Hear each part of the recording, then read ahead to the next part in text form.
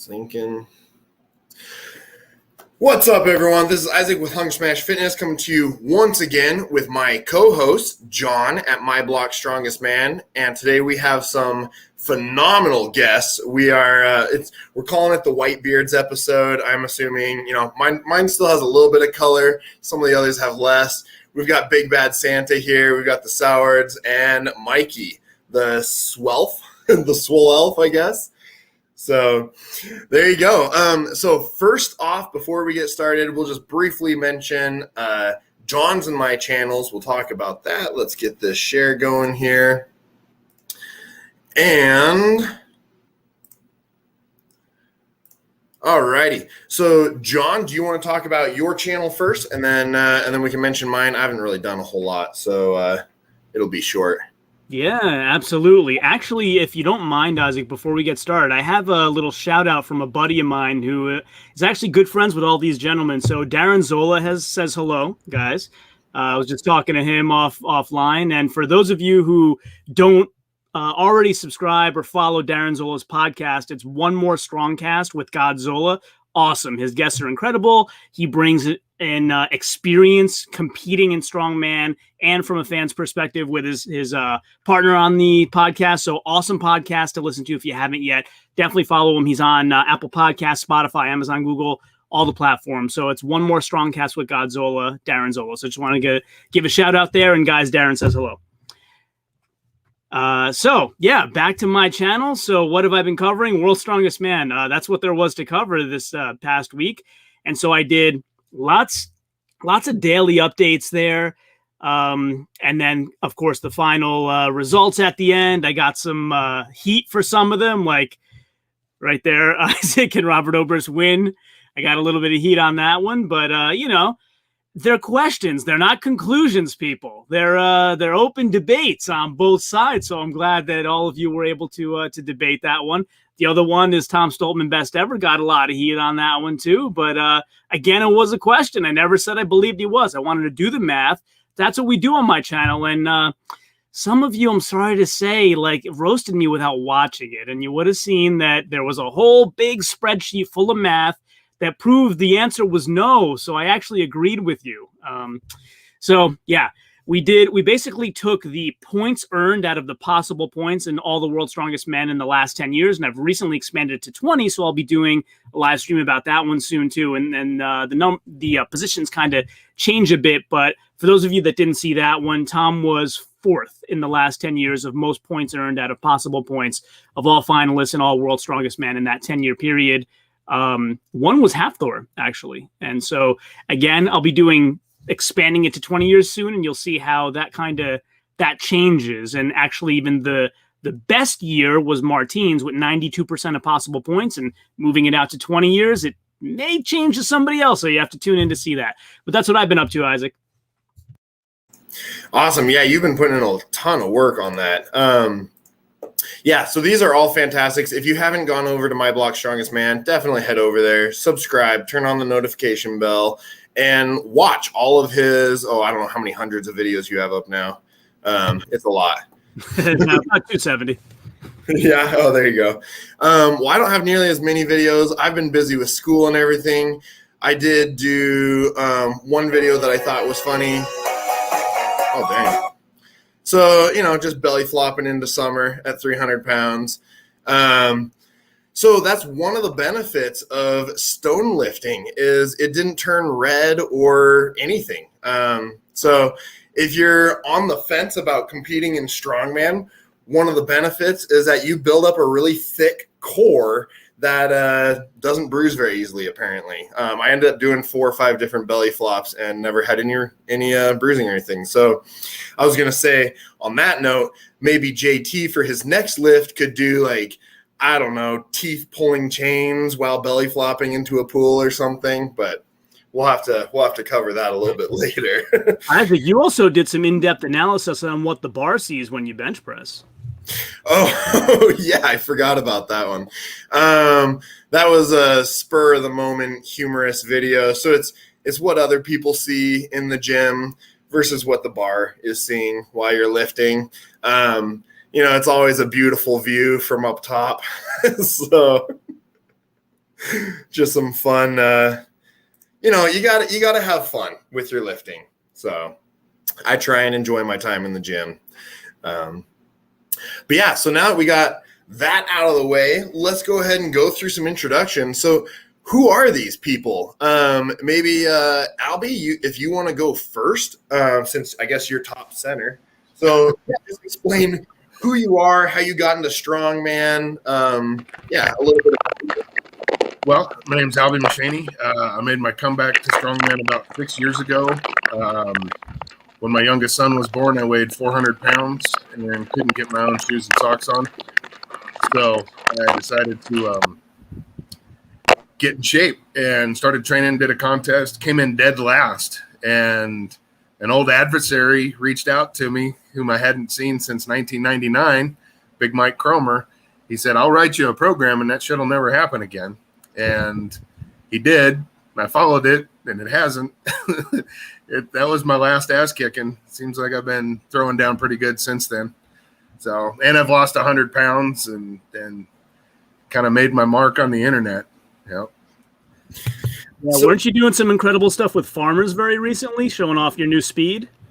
Yeah, that actually was kind of shocking. I went into nationals knowing that I was going to press well and deadlift well because those are my two favorite events, and then picked up the farmers and just ran with them. I was in the lead in that event for a little bit until some fellow with like lightning skates showed up and took me by 3 seconds. But that was, I proved to the world that I could move.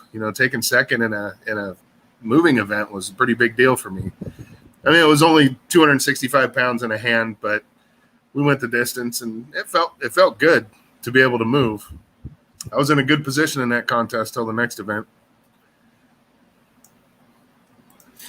You've had some big lifts too, because I mean, I know you're Santa Claus and all that, but you're also pretty freakishly strong.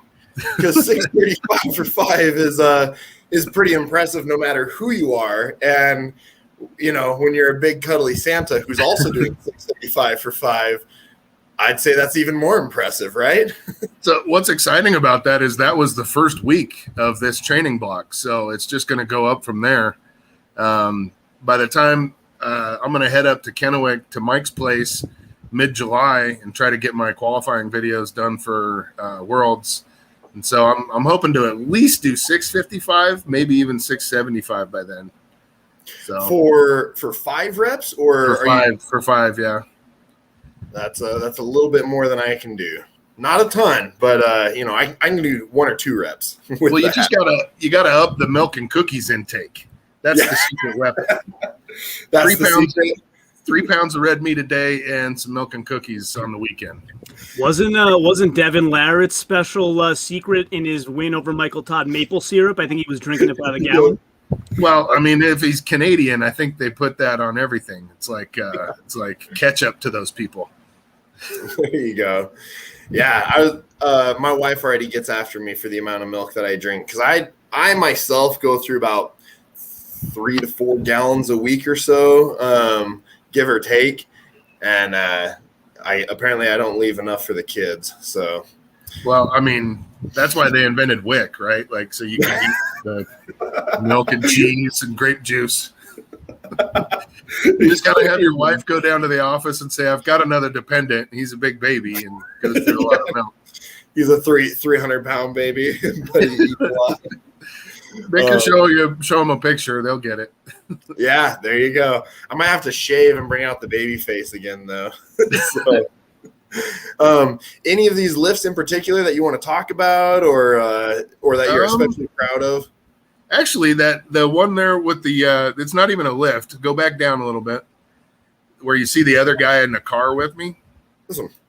This was like, I don't just post weightlifting stuff, but I was at a convenience store and this old timer was 40 cents shy on his purchase, and they weren't going to cut him any slack, so I gave him 50 cents. And then it was hot out that day, and he was walking with a cane and had quite a walk ahead of him. I'm like, "Well, you want to ride?" And he says, "Sure."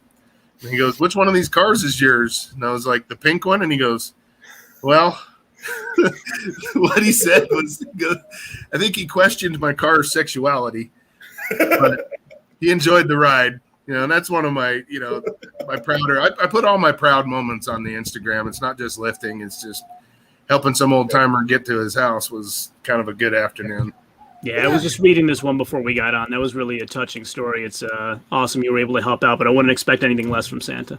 Well, thank you. Thank you. Then my deadlift video from Nationals was a good one. That was, I was disappointed that I didn't get the win in that, but I'll take a tie for first place. This one here?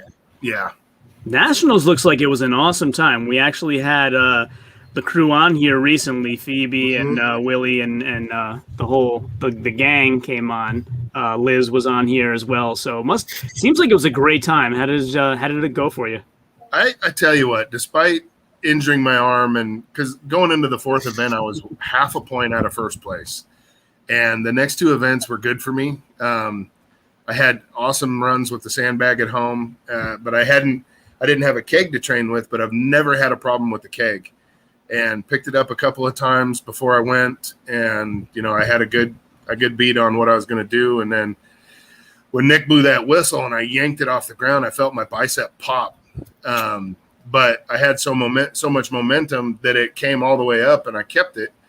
Went down, dropped it, ran back to get the sandbag, and as soon as I stretched out my arm to get the sandbag, it started to hurt.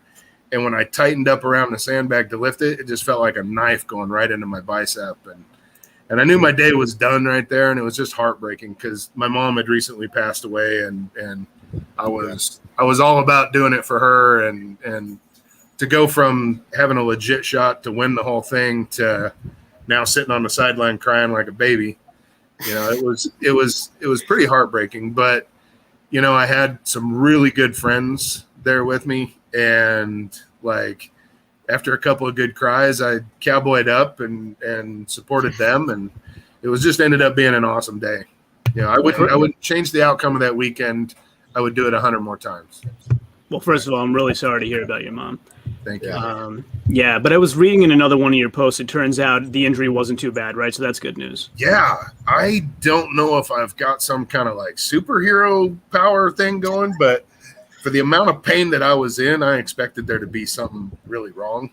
But the ultrasound showed all the tendons are intact, all the muscle had really good marbling, the lady said. So it was just some freak thing, and maybe a good strain or something. But man, given that pop that I felt and the amount of pain that I was in right away, I just knew it was going to be worse. But I'm thankful that it wasn't.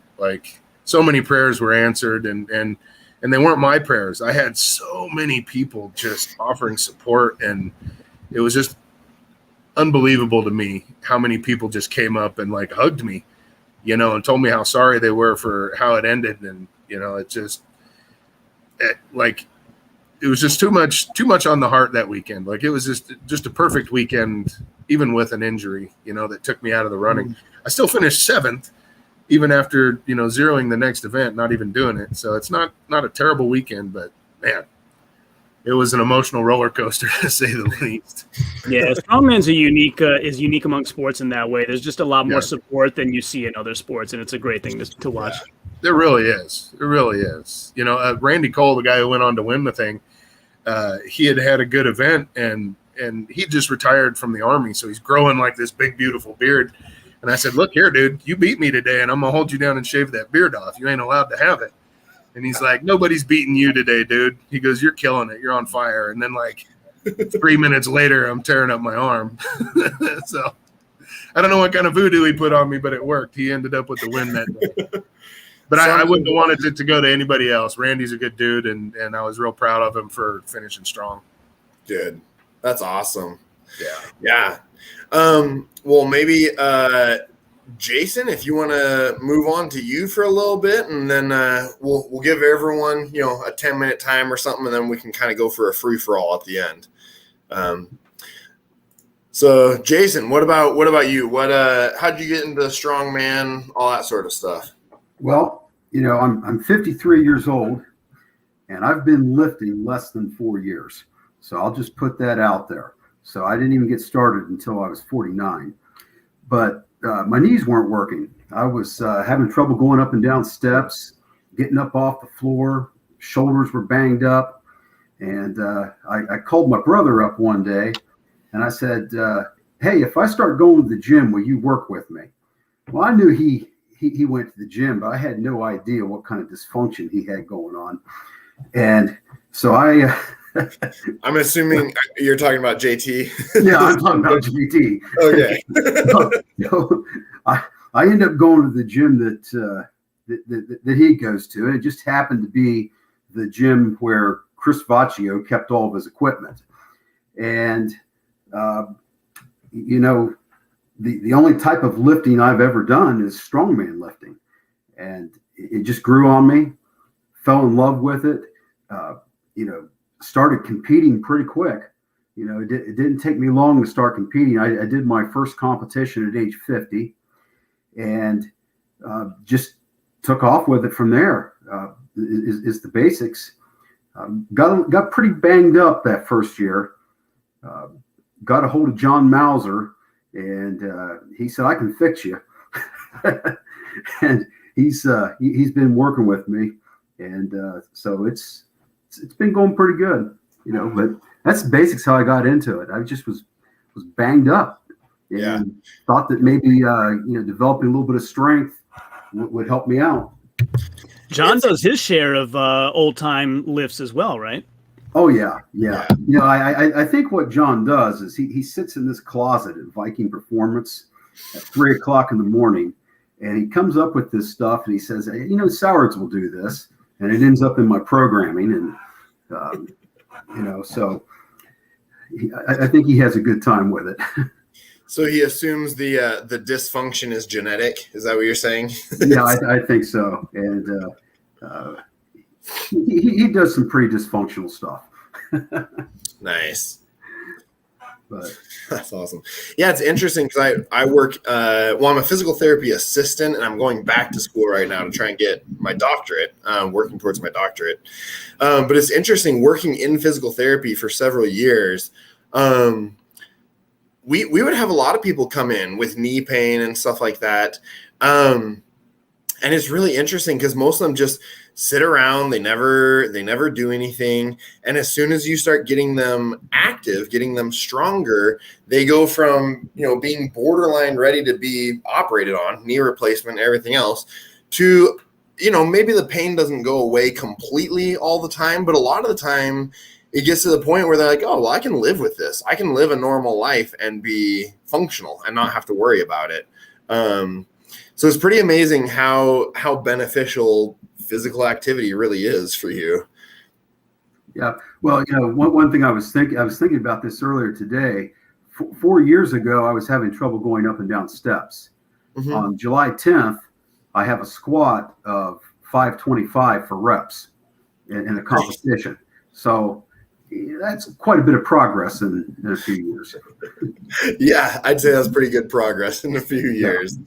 Yeah. Yeah. Do you have any videos that you want to talk about in particular or brag about? Let's see here.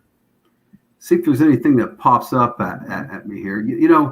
I was looking at these two. I would love to try the Diddy Oh man, those things are great. The golden potatoes. Yeah. So, John Mauser sent me a picture. He said, "Look what I got in the mail." And I said, "I got to have a pair." And, I looked them up. I mean, $30, and that included shipping. But, nice. I would say that the weight that I can lift with one of those is probably about what I'm doing with a Rolling Thunder. It's a really, really tough lift. Yeah. Gripping something that looks like a potato. I've never found a 100-some pound potato that's that size, so I'm sure it's very difficult. It's definitely a fun lift. I'm starting to see those things popping up in the arm lifting USA competitions. So yes, yeah, I feel like a lot of these odd implements. Well, and I know. Because Juji Mufu, he's another YouTube personality, and he does all sorts of funky grip stuff, and I think he's really increased the popularity of them. So I think more and more people are starting to use just funky grip stuff to try and build their grip, I guess. Yeah, I think that the grip training is absolutely critical. I mean, yeah. If you don't have grip, I mean, how do you do a farmer's carry? I mean, how do you pick up an Atlas stone? I mean, can I throw something in? Can I throw something in here on the potatoes? Oh yeah. Those are made by my friends Adam and Frank, and they live about 45 minutes north of me. And Mike's actually going to have them in an upcoming contest, crucifix hold. And so Adam and Frank, they got their own podcast, Couch Potato Strong, and they're good guys. They gave us some to use, and it's a hell of a grip implement. Like it's tough to hang on to. Oh my goodness! So you're gonna do a crucifix hold with holding potatoes? Yeah. Mike, for like 50 pounds, 40 pounds, or something, or We're talking like say that again. 25, 30 pounds.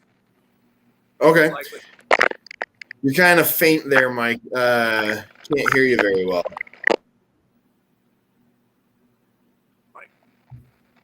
How about that? A little better. Good Lord. Right now. No, still the same. It's very crackly when you start speaking. At least you look pretty. That's always a plus. So. I saw a video of a guy doing a farmer's carry with those, 175 pounds per hand. And that was for 75 people.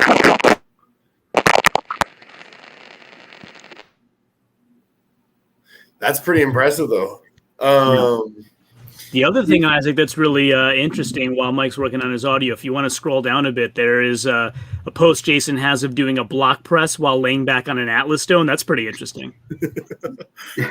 Not look enjoyable. This is probably a bit sketchy, but think about this. Think about the balance, the core, the strength that it takes to lay on that stone and press that block. And you also got to remember this, you can't have a spotter with it. There's no way to spot it, and there's not really much way to bail either. That's always a positive. When there's no way to get out, you have to make that lift. Yeah. I think the first time I posted a video of me doing this, Paul Mauser messaged me and said, when you drop that on yourself, you're not going to run my name and my my brand through the ground, are you? Yeah. I can't remember his exact words, but oh man.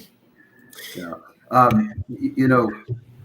There's probably a video in there someplace that I clean and press the Mauser block by actually gripping the feet, the half-inch.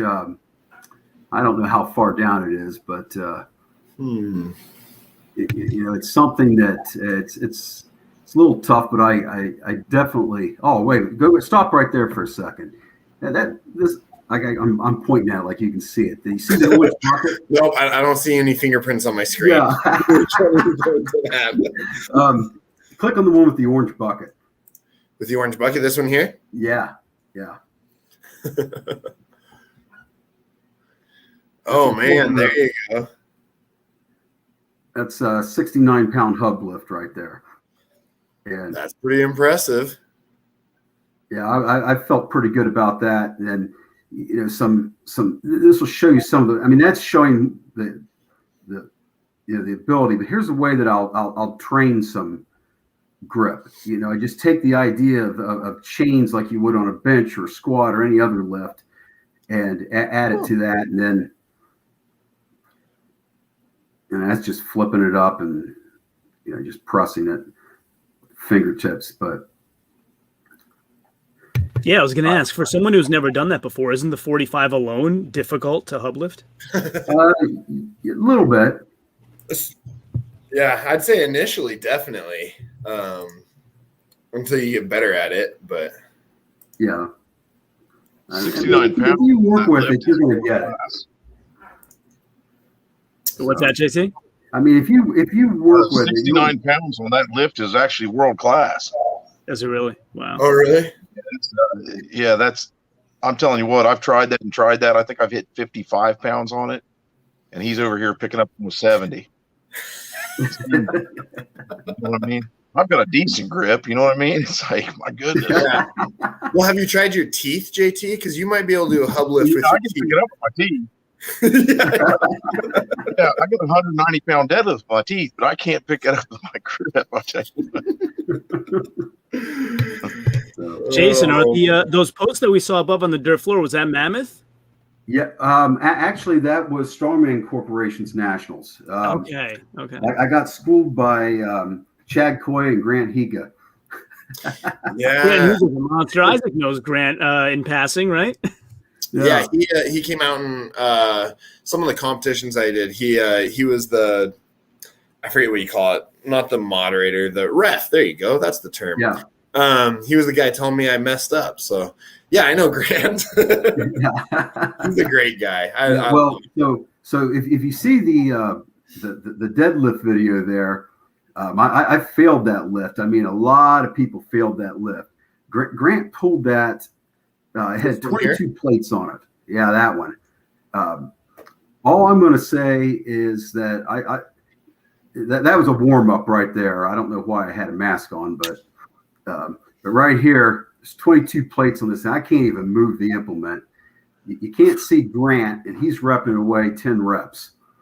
I think JT got 1 rep, Chad Coy got 2, and everyone else zeroed that event. Yeah. I knew I was in trouble when I got up on the platform and it was covered with blood.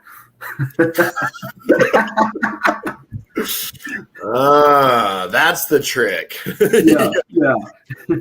So I don't know if my hub is too big or my hands are too small, but I can't do it. Did you use enough chalk? Oh, you got to use chalk, man. Chalk and ammonia. Chalk and ammonia. I'll get me some of that stuff. Yeah, you got to get the right type of chalk too. All chalk's not created equal. Listen, you guys are motivating me. I got to try. Yeah. But that was that was a good time. I tell you what, I really learned a lot watching Chad Coy. Just not taking lifts that weren't necessary. It seemed like playing for points instead of maybe hitting that extra rep or two. And there was a lot to learn from watching those guys that had a lot of experience. Nice. Yeah, that's good. Yeah. Okay, so we just got Mikey back. Yeah. Okay, so you guys hear me better now? Yes. Yeah, that's better. We actually, it's maybe a good segue, Isaac. We heard all about all Albie's accomplishments. Maybe we hear how Mikey built him into that. What do you think? Yeah, there you go. Sure. So, Mikey, tell us about yourself. How'd you get started and all that? Strongman. Geez, I've been doing Strongman since 1998. My first show was in Bend, Oregon, hosted by Gus Ruthwich. It was affiliated with the Wobble bench press deadlift meet. And Gus is one of those original old time strongman that you would see on CBS in the 70s and early 80s. So I did my first strongman contest there and got hooked. I came back for the second one he had there, and the Vice Grip Viking himself, Ode Haugen, was there. And he, after the contest, he invited all of us to come out to Hawaii to compete at his show, The Beauty and the Beast. Little did I know at that time that was like the American Championships, and I was going to be facing guys that, there's a picture floating out there with me in the front row, and I think there's 6 guys in that picture that went on to win the World Strongest Man. So I've been hooked for a very, very long time doing this, and luckily I've been graced with the ability to continue doing it over 2 decades, going into my 3rd decade now. Yeah, I have a passion and an excitement for this sport that I mean, the camaraderie, the varied group of people that you get to compete with, it's just amazing. Awesome. And Mike, I heard a rumor from my buddy Darren Zoll that you were the last American standing at OSG 2017 with Big Z there. Is that right? Wow. Yeah, in the log press, yep. I was. It was me, Zadunas, and Vitas Blakaitis. I was the only American still going. That's so awesome. I was happy to get second place that day.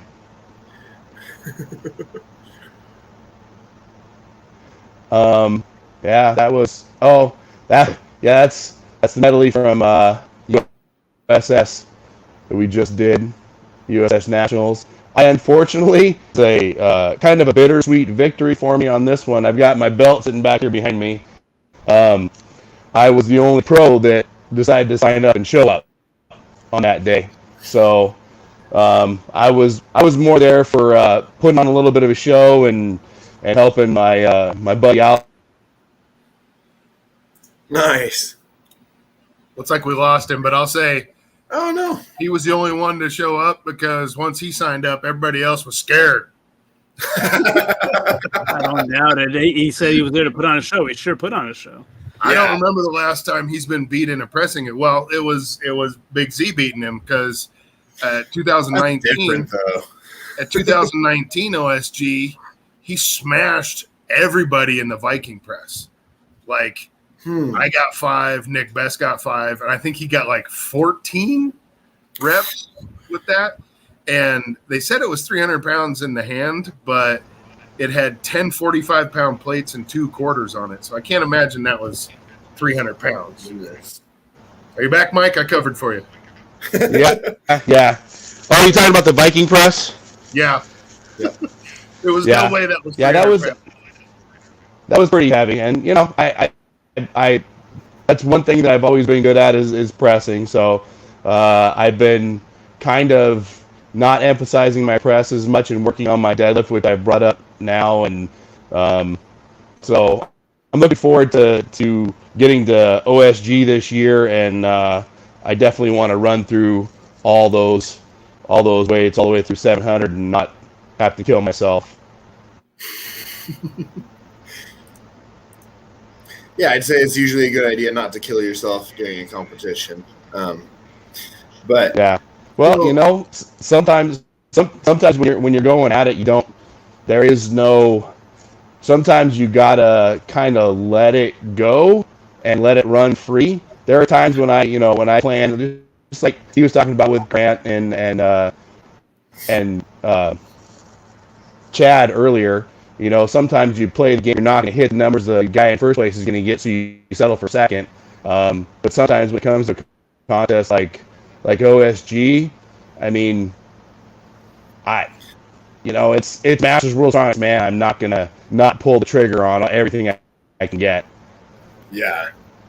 No, I think that's understandable. I know Brian's talked about that a lot too, though, where like he's not shooting for first place in every single event. He's trying to place high enough so that by the end he has the points to win it. And I think you have a good. Yep.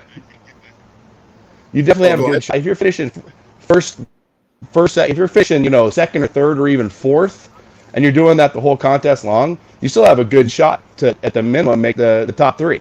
Because you're always going to have people that have the really good events, and then they're not so good at other stuff. So if you're good at everything but not great at one thing, you have a very good shot at winning a show. Yeah. Yeah, Brian this time around had to do a little bit of coming back just because of one event that didn't go so well at Titans Turntable. But boy, did he do some great coming back toward the end. Yeah, I know. Yeah. He put on a good show at the end. Yeah, people who are saying it's a disappointment because he came in second that's just crazy talk. Like, if you look at his whole career, it's so impressive in every way. And I actually, Isaac, the math I told you I was doing, like when you expand that out to the last 20 years, if you discount Novikov, who's only been to one final, Brian has the highest percentage of points earned out of points possible for any finalist in the last 20 years. So anybody who thinks that there's any kind of disappointment in his career is just ludicrous. Yeah, the dude's he's a beast. He's on a different planet. He's not from here. And people don't realize. I mean, we're talking about the second strongest man in the world. It's not like it's a state show or what. It's the second strongest man in the world. That's the 1% of the 1% of the 1%. It just doesn't, it's a finite amount of people that can be on that stage. Yeah. Oh, definitely. Well, and even just seeing, how he performed in the heats and everything and how everyone else did, like he earned that second place. And, I'm bummed that he didn't get his fifth time and everything this year and all that, but like he put on an insane show. And I don't know. I hear all these people saying that he needs to retire. What's that? I said he also walked away with a keg toss world record. Yeah. Oh, he's got a bunch of world records now, so I don't know if he cares about that one anymore. Oh, and apparently we've got a fan of Santa's on here. Purdy, Easy Malta.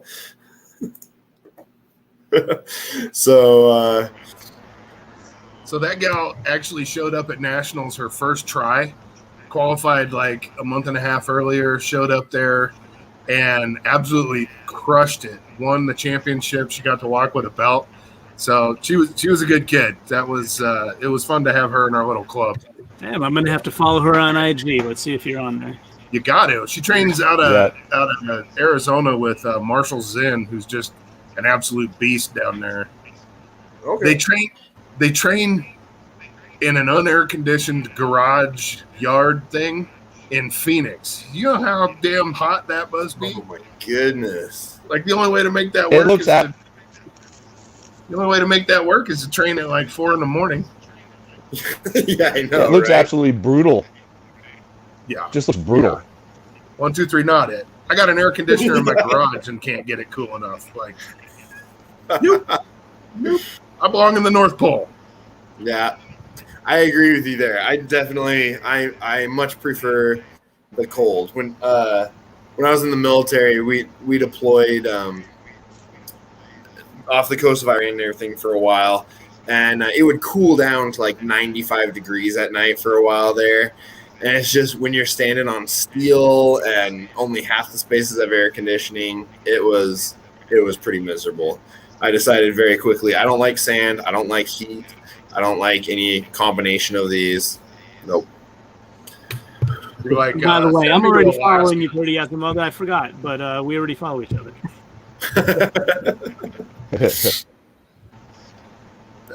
Oh, yeah, she says we are up early. So, well, Mikey, what else? You've had a pretty long career. Are there any more recent videos you want to talk about, or anything else in particular? Other videos recently. So, which one? No, I said that was a mammoth post a little up above with the podium, I believe. Yeah. That was the podium one was the Nash show. That's my wife. Ah, cool. My ridiculously awesome wife. Awesome. And then She's there's one. there's another one. Yeah. Go ahead. No, I was going to say, There's did you both competed? Yeah, we both competed. We both competed at Strongman Corp Nationals this year, just for the heck of it. Part of the reason I did it was because Chad and Grant were going to be there, and I mean, Grant and I go way back to like 98, 99. I mean, he would travel over from Seattle to come train with me, and occasionally we'd go over there. And then for a while, I lived in the area, and we would be up at 5 a.m. training. Grant is one of those guys. He's a 5 a.m. workout kind of guy, or with the way his family is right now, he's either 5 5 a.m. or he's training at like 8 or 9 o'clock at night. You know, he's got two girls that are awesome softball athletes, and so he's traveling and going to their games and their tournaments, and then Chad is just he's like Captain America. He just seems to keep himself going. And they're both great guys to hang around. So we got to compete again together, which hasn't happened. Literally, I don't think it's happened since Beauty and the Beast. So 20 years ago was the last time we all competed together. As far as recent stuff I've done, believe it or not, I just posted a video. Was yesterday of me moving the yoke and sandbag, and I've done something that my buddy Albie, he did a while ago, and I started working with Nathan Payton, and I have probably, I'm moving better now than I have in the.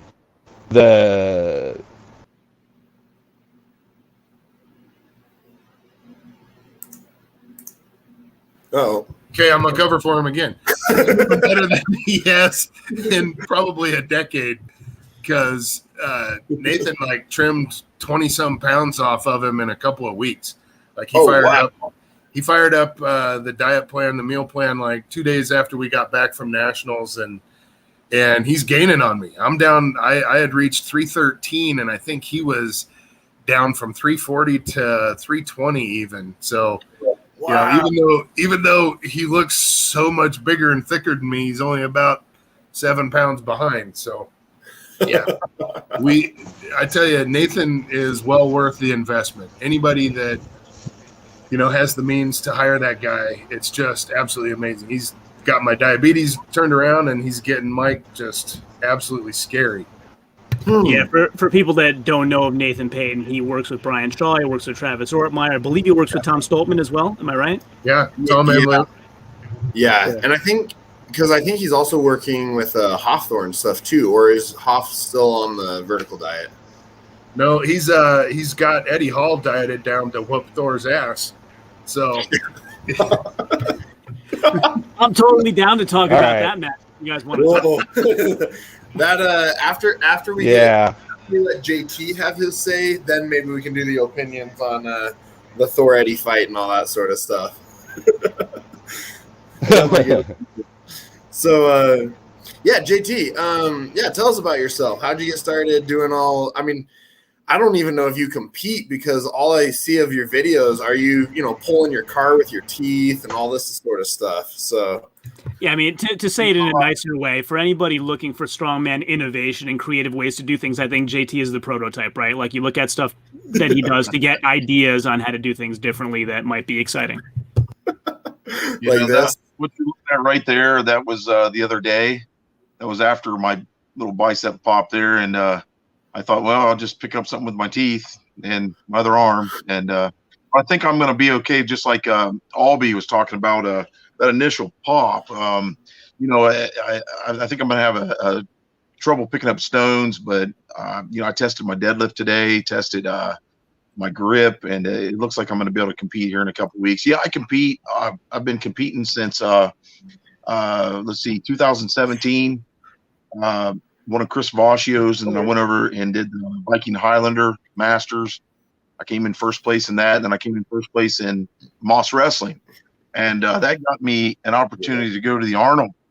And so I went to the Arnold, and of course I was 49 years old, and there's all these young guys in there. And I remember it was I think it was I can't remember what it was. One of the guys that I competed against, he told me, he said, when you get into Moss Wrestling, it's going to be like you feel like it's going to be fun, but it's going to be like getting a hold of a bull, and you're going to be riding a bull here in a minute, and that was the truth. So I got a hold of Ulyss Payne. I don't know if you know who Ulyss Payne is. He's one of the biggest dudes. I mean, within 1 second, he threw me in the air. And so I went airborne. So decided on the next, and this is at the Arnold. The next one, I decided to land on him. That didn't hurt him either. So the following year, that same year, I went against John Mauser, and John Mauser popped my bicep off. And so I healed up. I didn't get it fixed, but I healed up, and I decided I would just use my other arm, turn my other arm over for the next year, because I thought it was so cool to be at the Arnold with Ode Hagen and everything. And so I think I came in 5th place in 2020. But went against some tough guys. There's a guy from Denmark that he threw me the same way. But afterwards, Ode Hagen walks up and he hands me the stick, and he challenged me to a match. That was one of the greatest things in my whole strongman career, my short strongman career that I've had. And he beat me in 13 seconds as a 70-year-old man. 13 seconds. Yeah, he's a beast, to say the least. I mean, because what did he do? It was the Thomas 1-inch dumbbell for however many picks or something like that, and 3, I believe. I still like contact him every now and then. I ask him questions, and he's always really wonderful and good to talk to and everything. So, but I started competing in 2017. I was 47 years old, and within 1 year, I made it to the World's Strongest Man Masters, and I got to go against Albie and Mike and Mark Felix and Vitas Potatoes and Ken McClellan, all those guys, Vaughn Sikorsky, Mark Bevins, and man, I was like around all these guys that I just admired, and I looked at Eddie Hall and I said, I don't know that I belong here, Eddie. And he pointed his finger in my face, and he says, if you got invited, you belong there. Well, fast forward, I said the same thing to Mike Kromer, and he told me the same thing. So pretty much, if you remember that, Mike, when we were training there at Bond. Yeah. If you got picked, you belong there. So just a little confirmation from those guys. Oh, yeah. Dude, you earned it. Yeah, and Mikey, Albie's saying that you have a pretty crazy Moss wrestling story as well. Yeah, it involves my popping my first bicep, thanks to Mr. Robert Oberst. We had been it was a San Jose Fit Expo, and Dimitar was down there. I think I saw Jerry Pritchett and a few other guys. So after we did a whole strongman show, the next day, Ode wanted us all to do Moss wrestling. So I jumped in, and Dimitar decided to bow out, and that's who I was supposed to go against. And the next thing I know, I'm up against Oberst, and we climbed down, we grabbed a hold of the stick, and kind of like Mr. Sowards, he ripped it out of my hand the first time, and I was like, oh heck no! So I got back down there, I gripped that thing, and we were about 15, 16 seconds into it, and it's pop, left bicep. It wasn't a complete detachment, but I was done for the day. Kind of unhappy about that. Still maybe a little bit bitter. I don't know. Yeah, but that's okay. Because to go along with that, I mean, after I did that, I did an exhibition. I popped it almost the rest of the way off, got it fixed, and then like 5 months, my first national championship at Strongman Corpus Masters Nationals at the first one they held at the Olympia. So I can't complain too much.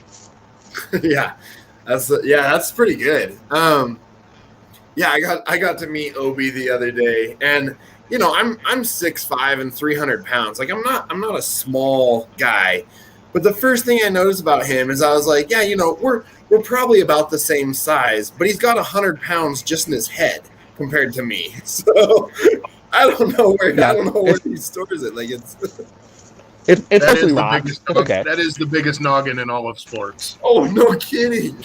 It was hard to watch Strongest Man in History because his head takes up the entire screen. And then they had to use the panoramic camera to fit all of it in there. Just to get his head in the frame. No, he was the nicest guy ever. Great guy. But I just thought it was hilarious. First thing when I met him, I was just like, that is a massive dome on that guy. I don't know. Pretty crazy. But have you seen the size of the boy's melon? It's huge. Yeah, it's huge. Gonna bro. cry himself to sleep on that huge It's pillow. like So it's like a freaking planetoid. he's like a what? It's like a freaking planetoid. Oh, there you go. Yeah, exactly. But, well, so sorry, How's our Jason, orbit? not to steal all the here. Yeah. Yeah. Keep talking about. You have tons of crazy lists. How'd you get into doing all the crazy lists here? Well, then we also have. It all. Can you hear me? Yep. Okay, yeah. So it all started. I was training with Chris Vaccio and Sharon Moss, and I saw Sharon doing some Zerchers, and man, I took off on the Zercher. Next thing you know, I was almost Zerchering as much as I was deadlifting. It just worked for me. So I hit like a 500 pound. I think this Zercher's 510, and so man, I tell you, it just went from there. And so next thing you know, I started seeing John Mauser, and I saw some videos from Paul Mauser. And of course, I got my brother in my ear telling me, "You can do that, Tim. You can do that." Now, he wasn't going to do some stuff, but he's prodding me along because he thought it was pretty cool, I guess, or he just want to see me do funny stuff. But Jason and I have a pact that no matter what happens, whether you die, no matter what, you keep the video going. And so one time the bar, I had 2 bars. I did a front-loaded Steinborn with 2 bars. I don't remember the weight, but it was stupid. And so I had the bars, and they crossed over. And when they crossed over, it started choking me. Jason's still videoing. I'm going, help, help. One of those things, you know. I've done some conventional stuff, but I really enjoy, like that picture right there, the 705-pound safety bar squat. You know what? Yeah, that one right there, that was 705. Mike Ruggiero from Westside Barbell, he was number 2 in the world. He coached me back then and helped me along. I actually did CrossFit, and he came up to me and he says, hey, meet me in the gym. I'm going to teach you how to squat. And he was the 8th man in the world to squat 1,000 pounds. So I learned conjugate method, and I still train conjugate method behind the scenes, but I kind of display strength through the unconventional and what I call now dysfunctional, like my self-loaded leg press. Steve Schmidt and John Mauser, the last time that I did it, we went up to 455 pounds, and I did that for 3 reps, but I think I'm ready for 500. So, man, I'm having a ball, man. There are a lot of people like, why do you do that? I'm like, I don't know. I just, I like, you know what I mean? I'm a little bit crazy, I guess. So. Yeah. But well, I know, our buddy Tyler, he catches the streams quite frequently, so he was pretty stoked that you were coming on today. And I starting Strongman for me lately has been kind of hit and miss. I feel like there's a couple toxic people in there that have been kind of detracting on a lot of the posts and everything lately. But I love seeing your posts and starting Strongman when you're putting stuff up. And it's always, if that bothers you, Isaac, JT posts on a variety of different Facebook groups. You don't have to watch that one. Oh, no, I know. Variety is a funny way of saying every. Yeah. I can't say anything negative about it because I do the same thing. You just spam all over. Every once in a while, just light up with 5 things. It's like, your friend posted, your friend posted, your friend posted. So JT, when we were at Strongman Corp Nationals, yep, JT was doing his farmer's walk. Do you have that video, JT, somewhere, or is it on Facebook of you doing the farmer's walk and crashing right in front of me? I thought you were gonna die. Yeah, you can find that on my Facebook page if you go to photos and then go to videos. That's a buddy of mine right there. I thought he was more worried about did I. Yeah, he was more worried about did I cross the line? Not am I gonna die? It was a complete crash and burn. Nothing like a wreck on the farmers to ruin your day. Yeah. Oh, yeah. How's that work, Albie? Yeah. That screwed me out of 2 different national titles. Well, one, like, I was having a good run at Worlds, who knows? But yeah, weight's falling off, just exploded like it was made out of Legos. That was awful. I wiped out at the Olympia one time, right at the finish line. Yeah. I'm good at the Farmers now. I think we got it squared away. I can keep. I have arthritis in my feet, okay, and sometimes it like feels like I get shot in the foot and the whole leg buckles, and so I think I've learned to. Dude, the shoes you use are as old as you are. Well, I mean, they're vintage, right? So like, old shit's always they're retro. There you go. So make a new pair of shoes. It might be time to retire them. I've got a box of old equipment. Like, I've got a belt that was given to me by the great Doyle Kennedy.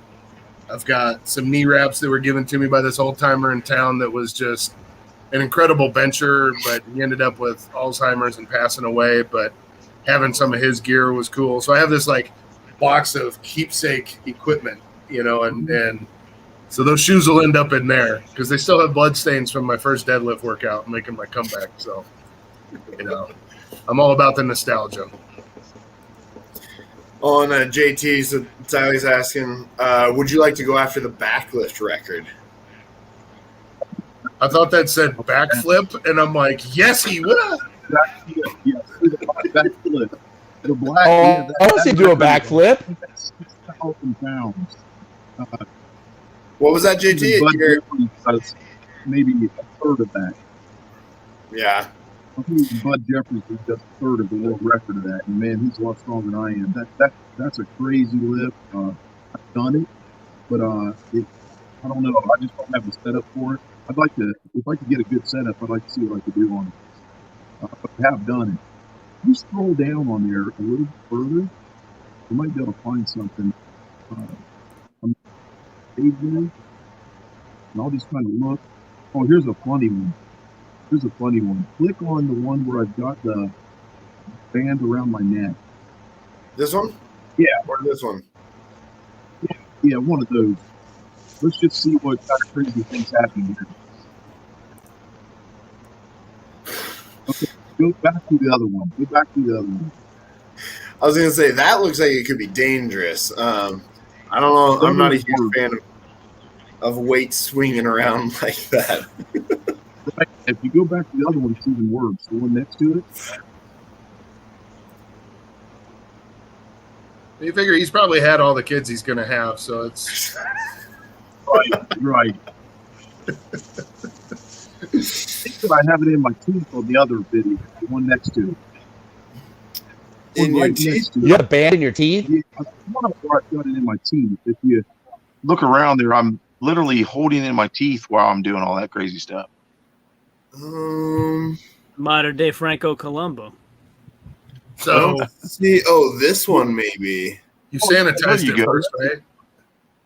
Yeah, try that one. That was a fun one. The towel actually rips. That's just a towel. Okay.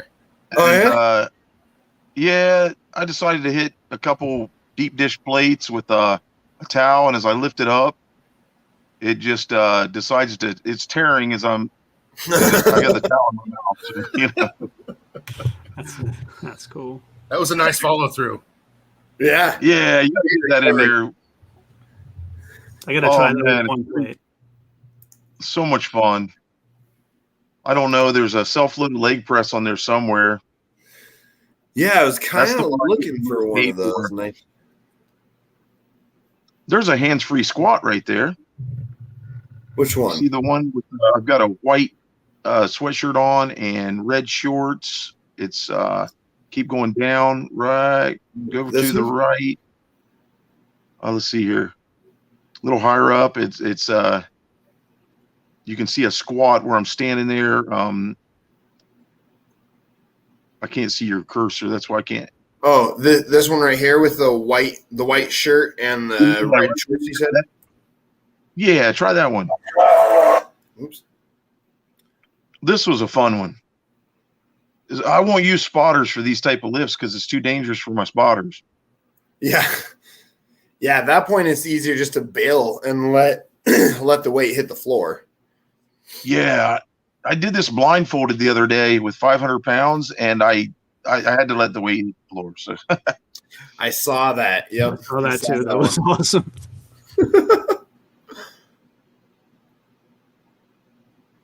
Blindfolded is completely different because you're taking away so much of your sensory feedback. yeah, I don't know why I like doing all this stuff, but man, I love it. You know what I mean? Blindfold is also Kind of like harder the because you can't tell I gotta exactly admit, where I to like rack the it. reactions. Pardon me? No, I was saying blindfolded is Yeah. also harder because you can't tell exactly where to rack it when you're done. Right. Yeah. My daughter was taking this video. I think it scared her to death. Yeah, I scares see me. that. So I was trying there, and all of a sudden I was like, I got to get out of here. So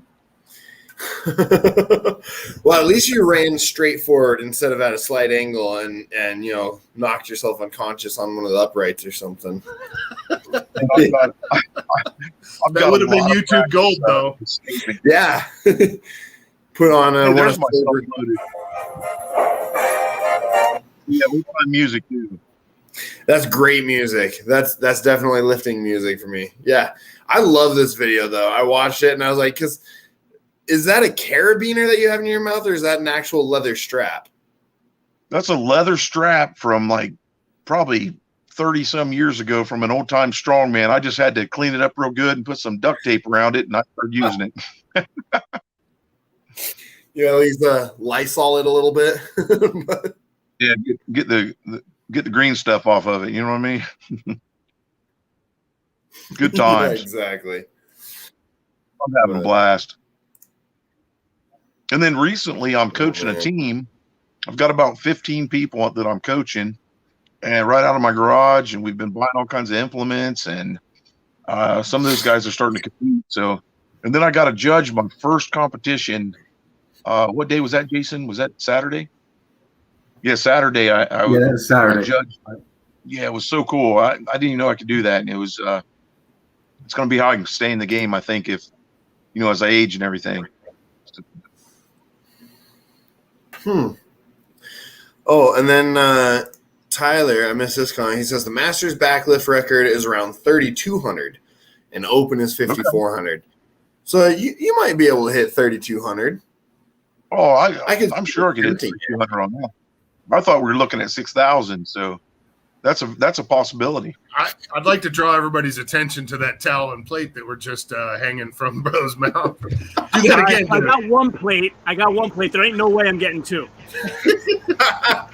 All right, John, you got to do it again. Let's let me see. I can't figure out how do I make yours the focus? Oh, good Lord. Great. That's awesome. That's still pretty good. Awesome. Oh, I guess I'll have to give it a shot at some point. I don't have any weights here at the house. I invite anybody on my block to try to beat that. I got a couple of 100-pound plates. We can. There you go. It's close enough, It's only a The look on Mike's face is priceless on that. My parents spent way too much money to get my girl. All right. I can't do it.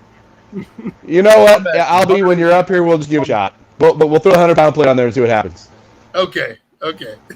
Make sure to tag me in it. I want to make sure I see that when it happens, okay? Right now, I'm at a 190-pound deadlift with my team.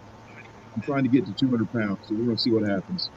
Good. Crazy. That's pretty. Hurts. Do Really you hurts. know what the record is, or are you just I'm doing sure it for it's way more than that. There's people that still train for teeth and everything else. So, Oda Hagen told me a story about somebody came up and big weight belt lifted him off the ground when he was about 200 pounds. And so I thought, well, I got to try to pick up the person. So I did. That was pretty cool. I mean, I thought it was. I mean, I got some haters like, why are you doing that? I don't know. Find out what you know. You know? I don't know. I'm dysfunctional. What do you mean? I kept getting in trouble lifting people over my head, especially the last time I did it with a showgirl in Vegas. So the wife didn't like that so much. Yeah, that'll get you in trouble. Yeah, I think the wives have a hard time understanding. Like when we were in Australia for Static Monsters Worlds, we're at this club and place is hopping, is dancing. This gorgeous woman walks by, like ridiculously good looking. And then she stops, she backs up, she turns, and she goes, "Your beard is the most gorgeous thing I've ever seen." I'm like, "Thank you." She goes, "May I touch it?" And I'm like, "Yes." And she starts playing with it. She goes, "You could totally be Santa." And I'm like, "Well, as a matter of fact, I'm kind of a big deal where I'm from being Santa." She goes, "Oh, cool." And I'm like, "Well, you can follow my Instagram." She leaves, walks off, follows me. I look at my phone. It's Miss Hawaiian Tropic, Australia. And I go, "Look, honey, that's the girl that just touched my beard." And she's just burning a hole through me. And she goes, "Why do you let people touch your beard?" I'm like, when in Rome, like, I think that's a thing in Australia. I didn't want to be rude. Yeah. But Albie is never rude. Never rude. Yeah, no. Never rude. I'm here for the fans. I need a picture. I understand the when in Rome thing. I don't lift stuff with my teeth unless JT's here. Right. See? That's the sport that brings us all together. Yeah. That's right. Yeah. And the That's community awesome. is amazing. The sport, the community is amazing. Jason and I, we've competed against each other numerous times. He beat me in the North American Masters. He came in 4th and I came in 5th. And he beat me by 3.5 seconds. There's nobody better to beat me than my brother. You know what I mean? In a competition. I'm so proud of him. And yeah, he was keeping up with those pros with some of these. And I wish I had a brother that I gave a shit about, but Mike's my brother. George Person's my brother. Vaughn Sikorsky's my brother. I take a bullet for those guys. This app hates me. That's all right, Mikey. At least you keep coming back. All right. You keep in the bunker you're broadcasting. That's me. I'm gonna keep coming back more and more and more. Should we do the motivational quote about whatever knocks me down makes me stronger? Yeah, there you go. Coming back till the Lord calls me home. Some Yeah. of the best competition we ever had together was when we moss wrestled at Viking in 2018. Tell about that. What's that? No, you tell it. But right, so Chad was our judge. Everybody knows Chad. Chad Clark. And so I can't think of his last name all of a sudden. But anyways, Chad was our judge. He said that our match was the longest he's ever seen. He works right along with Ode Hagen. We went for over 3 minutes. Jason and I did. We didn't want. I wasn't gonna let him beat. He wasn't gonna let me beat him, and we went after it. And they said it was the longest match that they've ever seen, and they've been in this forever. I've got a video of that somewhere on my phone, and I ended up beating Jason. But man, oh man, both of us were just completely dead. And so that's how I ended up making it the Arnold, by beating my brother, But then he comes back in the North American Masters and he beat me. So we're about the same strength overall. He's better at the moving events. I'm better at the static events. Got to get better at the static events. He kills me on the farmers. I think we had like 305 per hand, 50 feet. At 53 years old, I thought that was pretty good. For sure. Yeah, You're saying you had 3 minutes moss wrestling? Like, a lot of moss wrestling goes a couple of seconds. That's amazing. Yeah. It was well over 3 minutes. I ended up tearing Jason was training in the next meet, or the next comp, or the next event against Hayes. Yeah. Tore him out, and then he went against this other guy that I beat, and that guy beat him, but it's because he had a torn hamstring. So, yeah, we've been beat up pretty bad. What's that? We just keep going. Yeah. I'm not going to quit. My biceps right now, I'm going to compete here in 2 weeks. So, I'm going to be going against Jason again. So we'll Yeah, see we what have happens. competitions coming up. We're going to do back-to-back competitions July 10th and July 11th. So I'll let you know on July 12th how that goes. If I can walk, if I can. But both of these will, the one on July 10th is pretty heavy. And so yeah, I think we have stones. What is it? 310, 340, and 370. And that's for masters. Yeah, I'm possibly bowing out of that one with my bicep. I just got to do whatever I can do. Just put enough tacky on there. I'm going to put in where I can. I'm not going to take any time off. You know what I mean? Yeah. I can't. I'm 51 years old. I've got time to take time off, really. You know what I mean? So earlier we mentioned the Thor versus Eddie fight. So who are each of your picks and why, I guess? I think we heard Santa's pick, but why don't you go again? Remind us. It's like this. You know, I like Thor, but I can't imagine him have ever been in too many scraps. And Eddie kind of grew up on the hard part of town and was a doorman and a bouncer. And I have a feeling that, you know, Eddie's record is probably like 70-10, you know, and Thor's probably been in like 1 or 2 fights in his life. I mean, if I just had to play the odds, I can't imagine anybody picking a fight with 6'9". But, you know, the way Eddie runs his mouth, I'm pretty sure he's probably been in a scrap or 2. And I just think I think the fight goes to the more seasoned hands. Yeah, but certainly no Vegas odds maker. Did you watch Eddie's video that he just put up where he's punching the power block or whatever? It came across my thing as it suggested, but I don't spend a lot of time on either one of them. If you're not competing in strongman, you're just a sideshow to me. So I'll watch the lifting videos, but. Yeah, he did, because he did put it up, and he was, I think he was only like, because the world record is like 129,000 units or something. It has this weird calculation where it does speed plus force, how much force it hits it with, and then how much compression as well, so how much follow through basically. Yeah. And it does this weird calculation. And so the record's 129,000 whatever units, and Eddie was at I think he was at like 113 or something like that. Well, yeah. I certainly don't want to catch one of those. The guy moderating it was saying that most like heavyweight boxers are coming in at like 60 to 70,000 units. Yeah. And so it's like, so Eddie's coming in with almost twice the power of what a normal heavyweight boxer is bringing. Like, I don't even feel like watching Eddie do that. Like he was putting all his speed into it. He was trying to aim to really hit the pad in the center. He wasn't throwing it as fast as he could either. Right. Yeah. I feel like if Eddie had a little bit more technique training, he could very easily,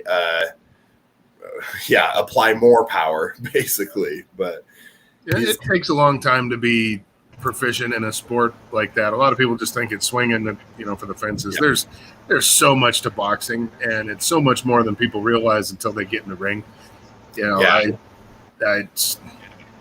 hat's off to both of them for trying something new and to fill up their bank accounts. But, in the end, you just want to watch them lift and dominate and win titles and stuff. But, Well, I mean, if someone was offering me 6 figures or whatever to go and throw hands with this other dude, and I was allowed 1.5 years to prepare, like, yeah, sure, I guess. Might as well. I already won the title that I wanted. Like, might as well make some extra moolah and be set. But that's one of the things that I respect about Brian Shaw. Like, Eddie and Thor did everything they could to get to the top, and they got to the top and did their thing, and they were done. But they'll always be remembered as world's strongest man. They have their title, which not very many people do, but they'll never be legends like Shaw and Z and Agnes. Those guys are legends just for their longevity and stuff. I mean, I think Shaw is 38 and still cutting mustard. Yeah. You know, that's astounding to me. Well, and Shaw's consistency too, because it's like it's not like he's hit and miss with the finals. He's in the finals every single year. You know, 13 years straight. Nobody else has ever done that. Yeah. And you know, and there's other like phenomenal strongmen who consistently put on a good show and are good at specific things, like you know, Mark Felix and stuff like that, where it's like, okay, you know, they're going to show up every year and they're good at very specific events. Yeah. They might make the finals. They might not. You know, the joke is that Mark Felix will still be competing when Jerry Pritchett's kid comes and starts competing. Yeah. You know, it's like, you know, and I might ruffle some feathers because there are a lot of young strongmen out there that are substantially stronger than some of the guys that were there this year. And I think it's time to give some of those younger guys a shot.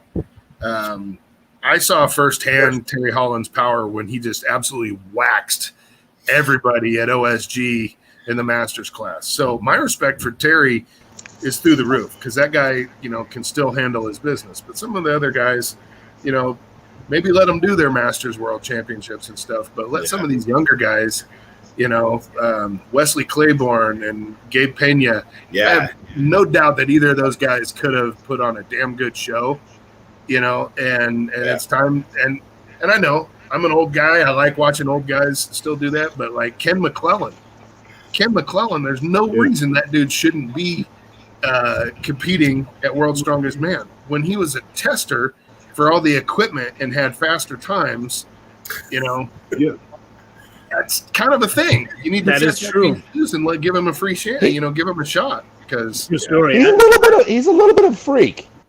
Yeah, those banana hands of his. I mean, it's ridiculous. But you know, everybody who was there has obviously paid their dues. But I think it's time to let some younger guys in there and give them a shot.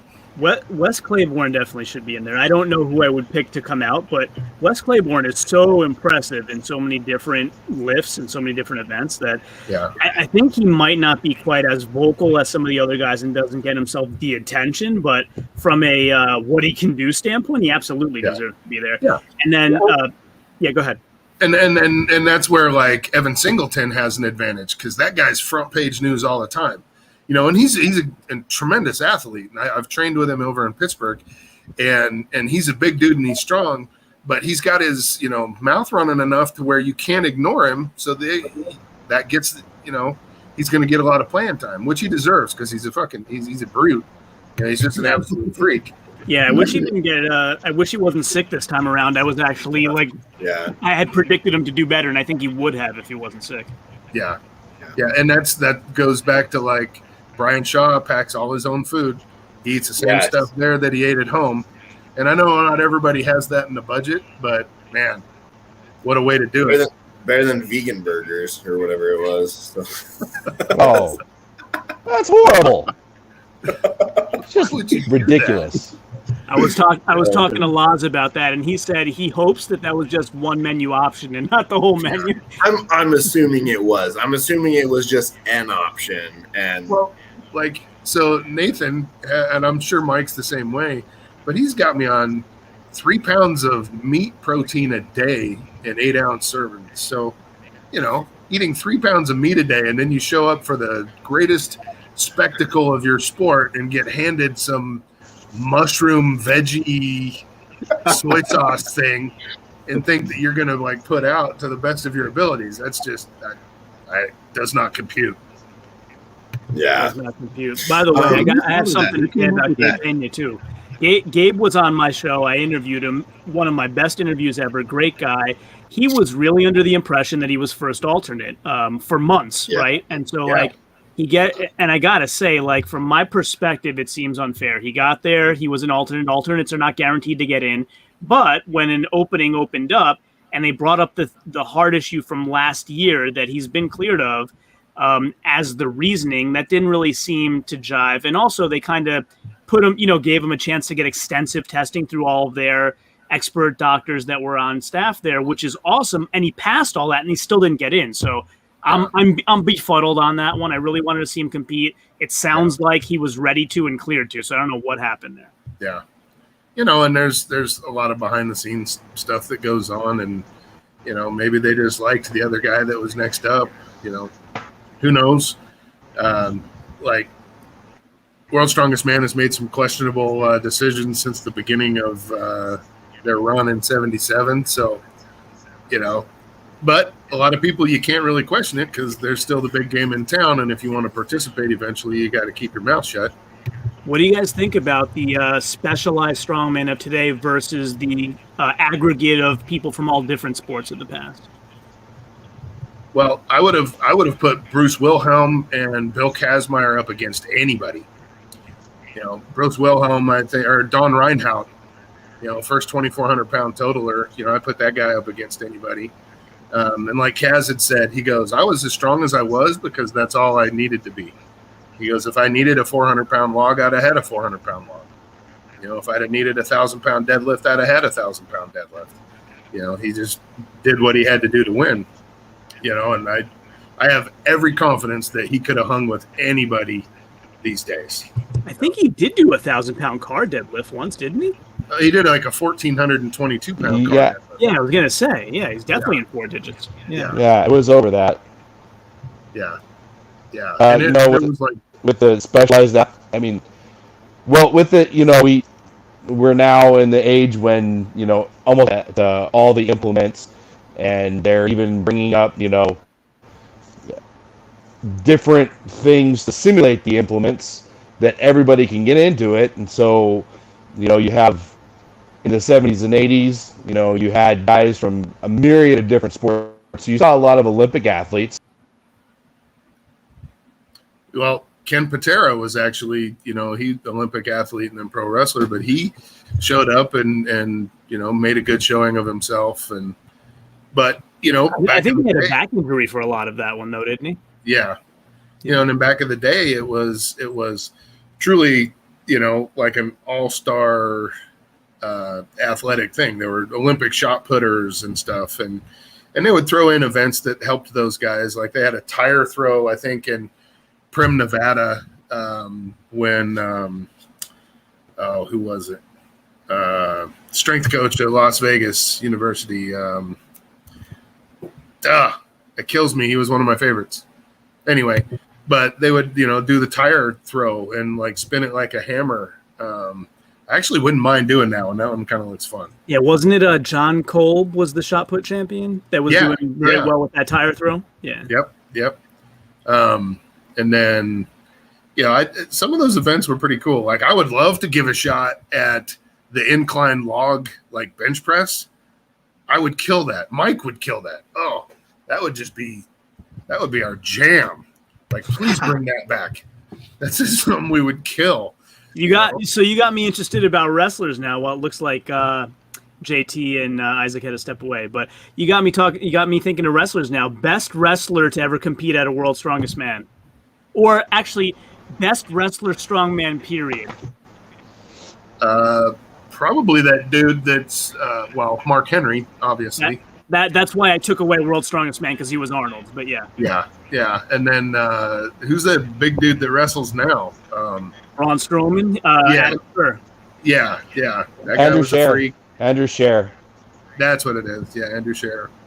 But yeah, you know, and Mark Henry could have easily been like the Z of his day, you know, because he was a powerlifting champion, Olympic lifter, an astounding, you know, a pretty good Olympic lifter, and then winning the first Arnold. You know, that guy was on his way, but again, filling the wallet, it makes sense. You know, he went to work for WWE, and now he's not going to work anymore. You know, I won't say that his joints are in any better shape than they would have been after 20 years of strongman. Yeah, we've talked about this before. Like I used to watch wrestling a lot years ago, and when I saw that, I thought, oh, that's World's Strongest Man. That's his gimmick, right? Yeah. And it turns out that when he went to compete at Arnold, Vince McMahon told him, you have to win or else you're fired. It's going to ruin your gimmick. So turns out he was indeed, at least as far as Arnold is concerned, the World's Strongest Man. Yeah. And, you know, a lot of people, and I'll go off topic here, a lot of people, when they argue that Mariusz Pudzianowski was the strongest ever, and I'd say, well, no, not even close, because Big Z won 8 Arnolds, and Pudzianowski didn't even podium there. You know, and the Arnold is a much more accurate test of strength. Like, everything there is heavier than everything at Worlds. So, you know, I would put even Derek Poundstone over Pudzianowski for winning 2 of them. So you're in the right place, because nobody on this show has ever said that Mariusz is number 1. Thank you. I was gonna say, yeah, I think we Thank had goodness. one in the comments before who said that Mariusz was one of the best. But other than that, it's He usually deserves a lot of credit. Don't get me wrong; he deserves a lot of credit, but right. he's not. Yeah, he's a not great above. strongman. Yeah. He's not above Z. He's not above Brian. He's probably not above Mark Henry. Or He's Kaz. not above. I wouldn't say he's above Kaz. Who else? Certainly not. Like, yeah. Certainly not. One of the years he won Worlds was with 265-pound farmers. There are chicks doing that now. Yeah, So- I was gonna say that's running weight for me. I can, Yeah. You know, that's what I put dogs with. Yeah, I mean, you can only compete with what So you the have one- in front of you, but it doesn't make you the greatest, right? Right. Yeah. So the one thing I do regret is Yeah, go ahead. the one thing I do regret is we never got to see Jesse Morani compete at the World's Strongest Man again and see what he could have done. That would have been, I think he would have done well. He probably would have gotten a couple titles. He had some stuff to work on, but he was getting there. Yeah. Johnny Perry, the same way. That guy was an absolute freak. Like he was Shaw before Shaw. That guy was huge too. And, you know, it's just sad when things don't work out, you know, and good people go before their time. Yeah, absolutely. Yeah. But yeah, I mean, we Isaac and I have talked to Travis Ortmeyer about this. I specifically asked him about the IFSA split, and he had a lot of choice words to say about why Mariusz is not the top of all time. Yeah. Yeah. Travis has some strong Competing opinions about stuff. Competing against also Rans, you know, doesn't really make you the man.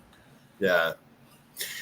Hey, before the comments get too buried or anything, I was going to say we should answer this question. So Ty was asking, was the Moss Wrestling as epic as the Kaz and Capes tug of war? And I think he's referring to the one you guys were talking about between JT and Jason there. Well, of course. Of course. You mean more No. so, right? It was more epic. Yeah, more so. Obviously, anything that Kaz was involved in, that's way more epic than anything we've ever done. We were doing that on a low level and just enjoying the sport. So yeah, if is the person listening in right now? I think he's still here. He keeps commenting, so yeah. Yeah, we had a good time and we had an epic battle, but no, it wasn't anything like the strength and the height of somebody like Kaz for sure. Nice. How many It's great titles that he asked. has- It makes us feel good.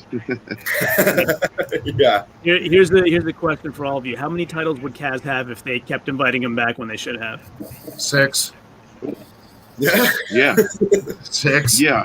That's my I'd say six. number too. I would go I don't know 6. what you guys think, but that's also my number. What I think it is. Yeah. Definitely. Yeah, I'm inclined to agree with you there. I think, yeah, that was pretty shady the way they pulled it off with Kaz. And, Yeah, it's and, terrible. you know, it was a European production, so, you know, it makes sense that they want to try to get somebody, you know, from over there to win the title. But, you know, in order to give something legitimacy, you have to have the greatest athletes competing against each other. You know? That's right. Mhm. And when one is just so freakishly strong, it's like you don't uninvite him, you just find someone else. You know, I know. That's kind of that's a pretty or you make one. that's a pretty low response though. It's just like, well, we don't like you because you're too good at what we're doing. So Yeah. we're It fine. doesn't make sense. What if the NBA It made doesn't make Michael sense. Jordan sit out a couple of years because he Yeah. Right. Right. you know what? Take a couple seasons off, bro. Yeah. Yeah, you're too good. First of You're all, just too good. Let the Lakers have a chance. First of all, major props to you for saying Michael Jordan and not LeBron James. Yeah. Come on, grow Hey, yeah, up. Grow up. yeah. I'm an adult. Come on. Are we all Me too, adults? brother. Me too. I don't even know shit about basketball, but I tell you, everybody knows who the greatest is. Like, everybody knows who the greatest baseball player is. Everybody knows who the greatest boxer is, which, by the way, that was Lennox Lewis. Everybody knows, That's controversial. That's debatable. That's controversial. Wins versus losses. I'm a boxing fan too, and everybody else would say Ray Robinson. So that's controversial. Well, yeah. I mean, shoot, you could even go. Who's the? He just whooped everybody for decades. It'll come to me. Duran? No. He'd show up to the ring like after playing basketball all afternoon and then just wax people. Mayweather. Well, that guy too. But Yeah, hey, anyway, let's talk about something I know. The names. You're probably talking about Pacquiao, but yeah, let's go ahead. Yeah, no. We'll talk about my favorite Transformer next. Sure. Is it strongman related? We can. So Tyler has a couple other questions too. He says, "I love Wesley. I believe he can get the World's Strongest Man title. I go to the same gym as Wesley for my monthly strongman training. He's a beast." That's awesome. And then his How comment cool right would after, that be? yeah. Well, then his comment right after is the only problem is Wesley's height. Hey, So- Stumpy Reigns made the final and he was like 5'5". So Yeah. you just and- got to and- work harder. I mean, you got to look like, Alexi won it. Like, there are some other guys who have won it who are not the tallest out there. Yeah. Wesley definitely has the strength. I don't know if he has the speed to compensate for his height with a lot of other events, but Then he knows what he needs to work on. It's like yeah. I am not the tallest guy and I had a pretty big gut and couldn't pick up stones, so I lost my gut. Now I can wrap my arm around stones. You make adjustments. Do I still suck at stones? Yeah. But Yes. I've got potential now, damn it. What's the heaviest stone you've lifted? 355 in contest. And Oh, there I you go. doubled it. So What that was about in the critical. gym? Oh, that was it. 355.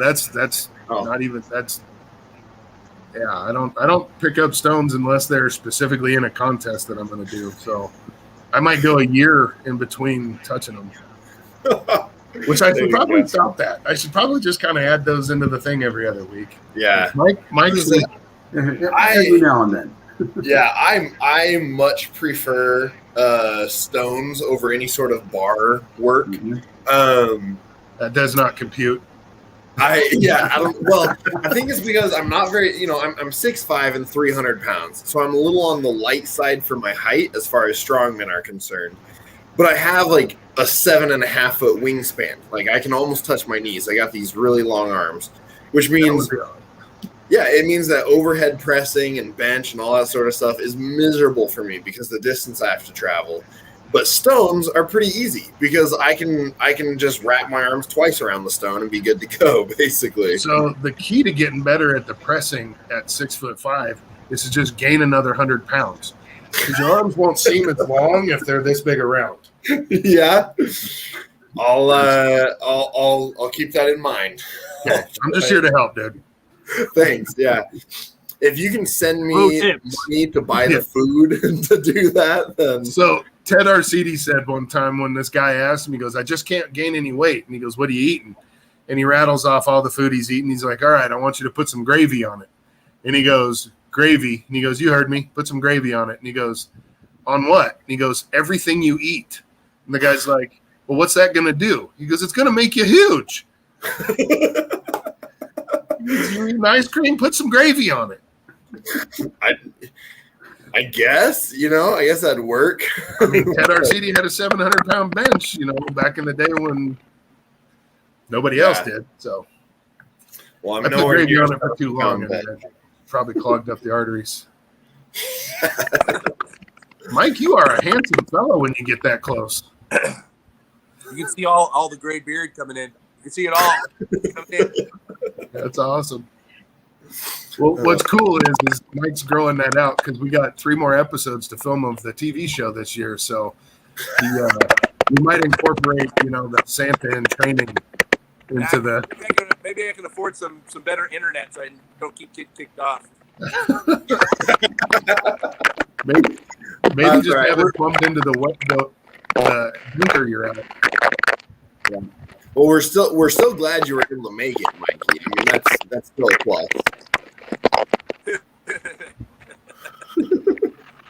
Oh man.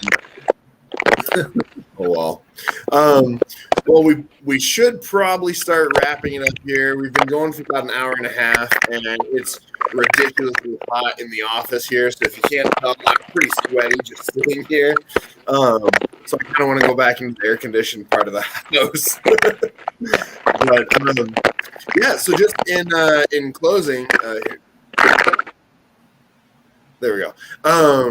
So just in closing, anyone have any sponsors they want to mention, or any final thoughts on anything that you want to mention, anything you want to shout out?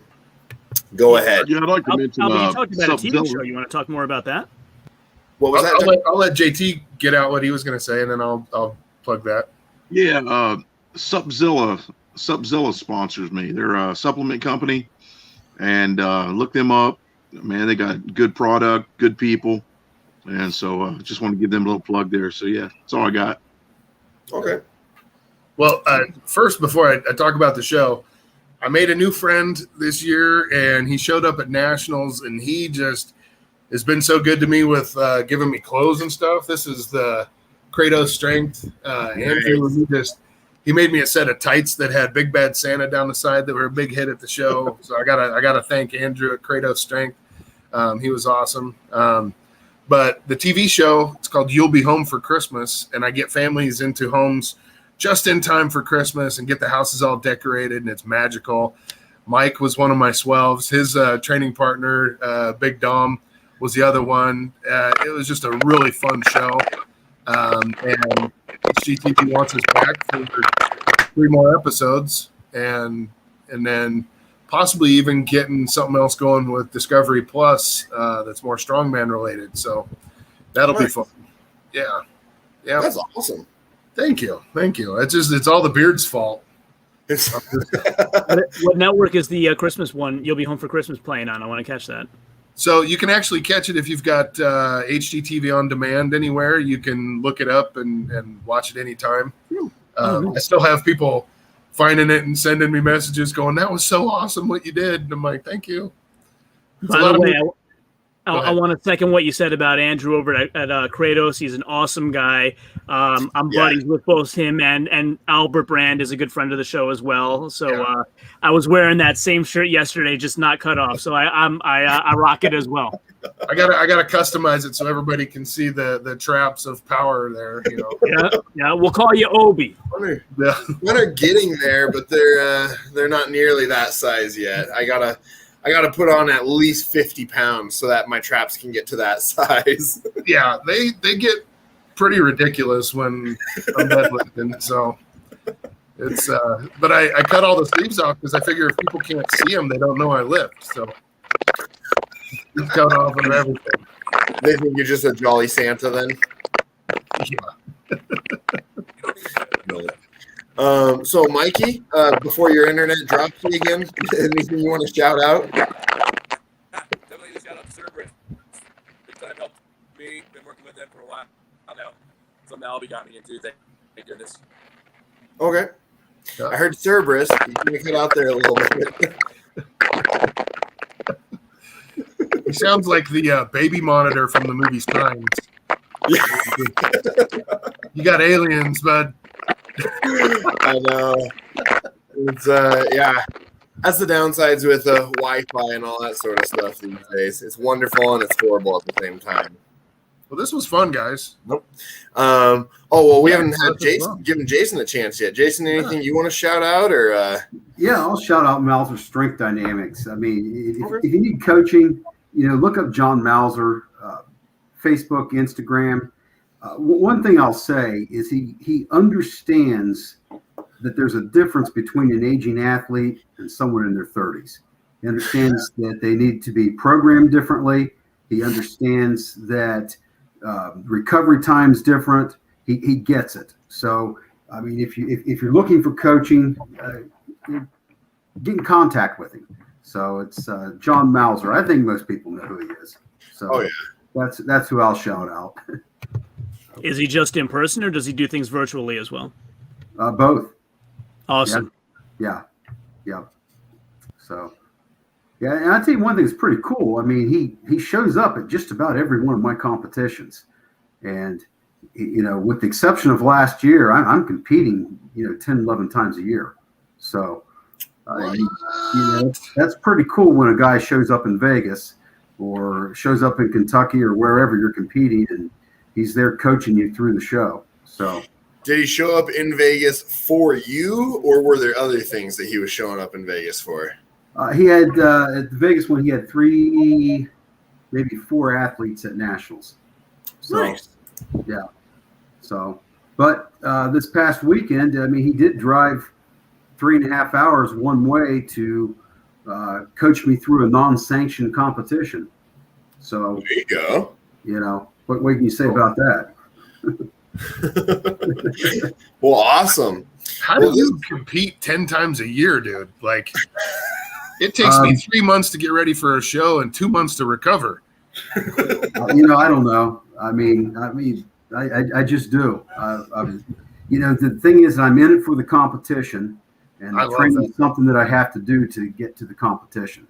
Yeah, I love it. I anymore. I just go to these contests just to, eat and do the after party and hang out with people. And it's like as soon as I show up, I start looking for who's got the after party planned. Yeah. So, well, I'm either going to be drinking to celebrate or drinking to drown my sorrows. So either way, you need a place. Yeah. I love it because at the contest, I can down a 5-pound bag of gummy bears and nobody says anything to me. Anywhere else, I try to do that in a day. Someone next to you is offering you M&Ms. Yeah, exactly.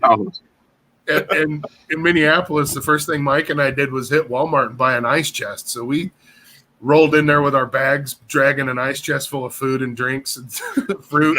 Nice. Oh, I know. I love it. Like every contest I've been to and everything, everyone's always sharing food and sharing gear to an extent, wraps and stuff like that. The shorts and stuff, I think everyone's kept their own. But yeah, funny story about that. I got a funny story. We're Mike and I are competing in Detroit at Nationals like 2016, and we're walking out, and he's wearing his compression shorts still. And I'm like, are those things cool? And he's like, yeah, they're awesome. I'm like, what do they cost? And he's like, hang on. He looks across the parking lot, drops his shit by the car, walks over, picks up a pair of drawers, and he holds them up to me and he goes, these are about your size. Finds me a pair of Ray-Bans in the parking lot in Detroit, Michigan. We're the only car out there.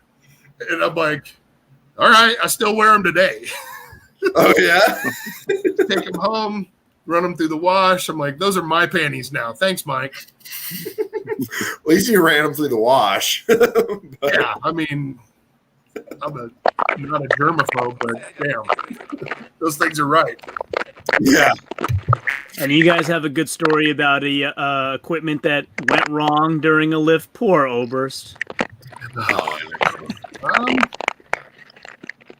Aside from like being in the lead of my group at Worlds in 2019, and then making the corner and having the farmer's handle catch my patella and dump and fall all over the place. Aside from that, like nothing's really let me down as far as equipment. No knee sleeves flying off out of nowhere. No, those Cerberus ones stay put. They're a good quality product. Nice. At the contest that I just went and helped out at, I was just a spotter loader at it.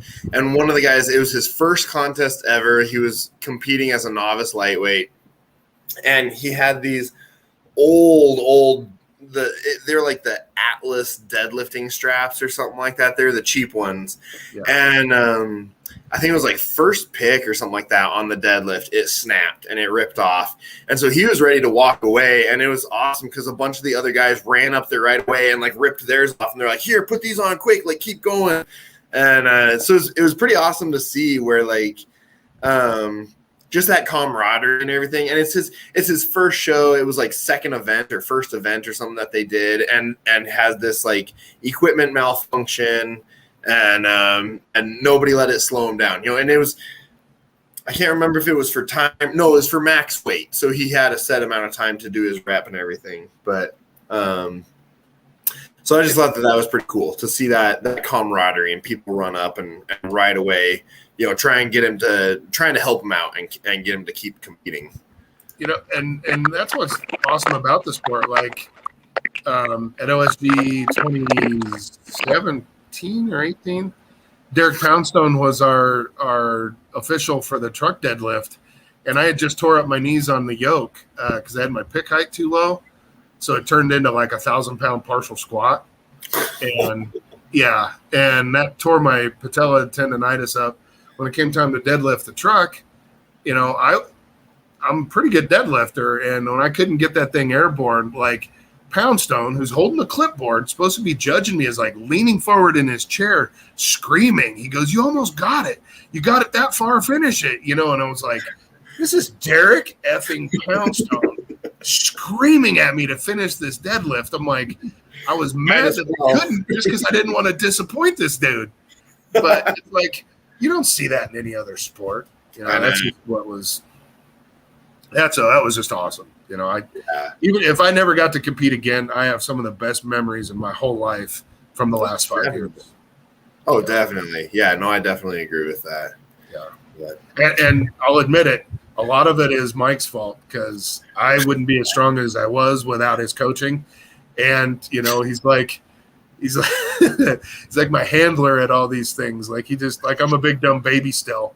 He's been at it 2 decades, and I'm like, well, what are we going to do now? And he's like, you're going to sit down and you're going to eat that orange. Okay. Nice. It's always good to have someone like that in your corner, though. Yeah. Well, as from a fan's point of view, I got some of the best memories in my life from this live stream. So thanks for joining us, guys. Definitely. No problem. Yeah. No problem. Yeah, we'll have to. Maybe we'll try and get you guys on again at some point in the future. Maybe we'll try and set up.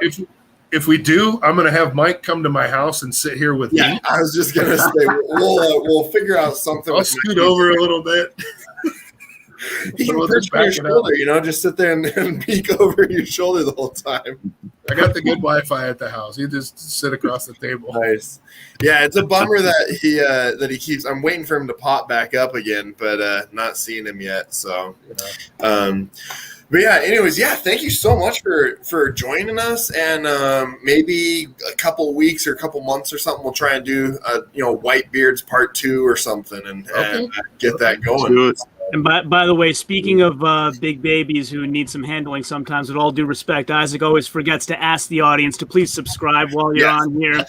Like this stream. Definitely like the stream, subscribe. And when we're all done here and wrapped up, head over to my blog, Strongest Man, and subscribe to me too. We really do appreciate it. We both do. And quick public service announcement there. Yeah. Awesome. Yeah, I'm not the salesman, which is partly why my YouTube channel is still so small because I'm horrible at selling myself. I leave it all to John. He does it for me. And while we're at it, follow all these fine gentlemen as well. JT is on Facebook primarily, and everybody else. Jason Big Bad Santa and Mike Kromer are all on Instagram. So if you guys want to promote your social media, feel free to. Yeah, Mike, it looks like it's working now, Mike. Is it better? All right, let's start over. Yeah. All right, that was a great practice run. Let's do take 2. Action. Oh, good Lord. But, I'll try and I'll tag all of your Instagram handles, and JT, I'll put your Facebook page in the description in the video below as soon as we finish up here. I think that's about it, right? Just for reference, for anybody that was watching that, if you're going to try any of the stuff in the teeth like JT does, it takes about 40 minutes for your mouth to feel right again. Just so you're aware. Just for comparison. If you've got any gaps in your teeth, make sure you hold the towel in the back so it just pulls the teeth forward. Right. Yeah. Now you I've lost tell 2 teeth from all this kind of crazy stuff. Yeah. Are we going Freddie Mercury? Is that what's happening here? What's that, Mikey? Yeah, I've literally lost some teeth through all this stuff. So yeah, this is crazy. I'm missing a couple teeth. Oh man. Good time. Alrighty. Well, take care, everyone, and we will see you next week on John's channel, where we will be hosting the live stream then. So make sure you head over there and subscribe so you don't miss the live stream. But all right, Thank you, guys. Thanks, guys. Thank you, guys.